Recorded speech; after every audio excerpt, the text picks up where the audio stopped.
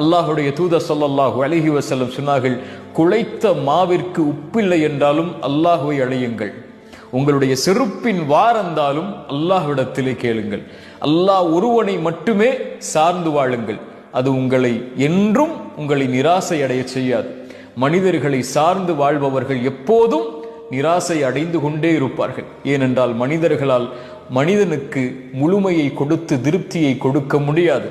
படைத்த ஒருவன் தான் மனிதர்களுடைய தேவையில் அவர்களை திருப்தி அடைய செய்ய முடியும்.